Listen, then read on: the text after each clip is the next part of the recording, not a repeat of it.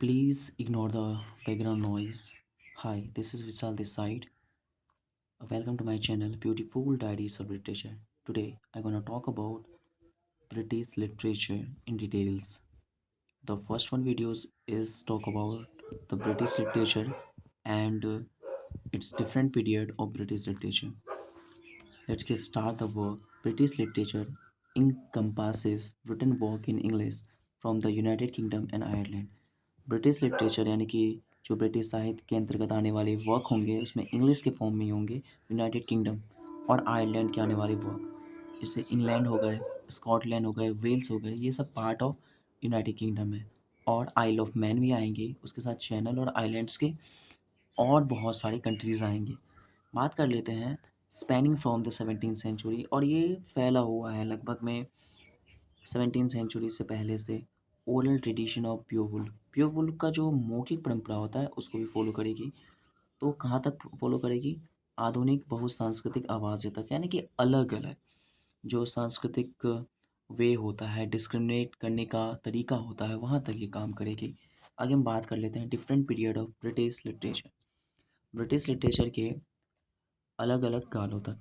The first one is old English period. जैसा कि आप और हम सब जानते हैं, ये प्राचीन अंग्रेजी काल के बारे में बात करेगी।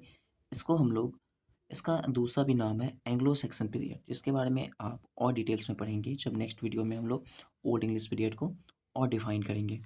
इसका काल 5th सेंचुरी से लेकर 11th सेंचुरी तक चलती है।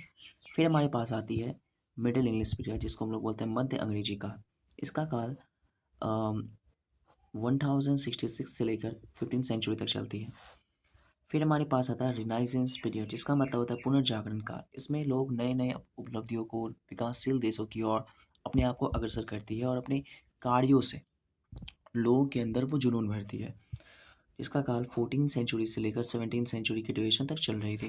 आगे बात करते हैं हम लोग द न्यू क्लासिकल पीरियड के बारे में। इसका मतलब नव शास्त्रीय युग काल, जिसमें कि शास्त्रों के बारे में लोग पढ़ेंगे।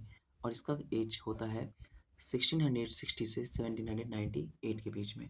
लगभग में आप ड्यूरेशन देख सकते हो, तो ये लगभग में 138 ईयर का ईयर था।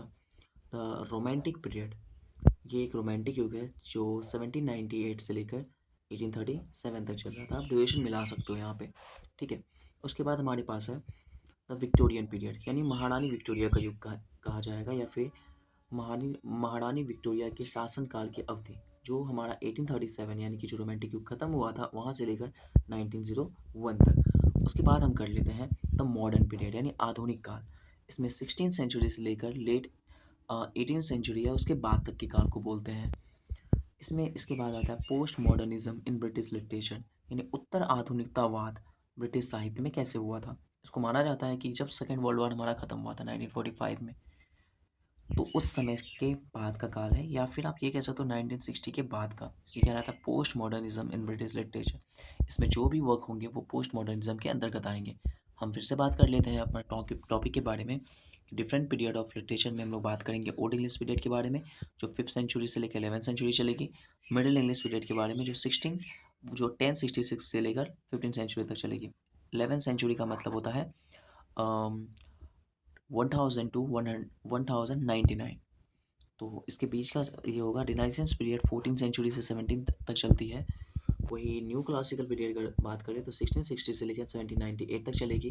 रोमांटिक पीरियड 1798 से 1837 तक चलेगी। विक्टोरियन पीरियड 1837 से लेकर 1901 तक चलेगी।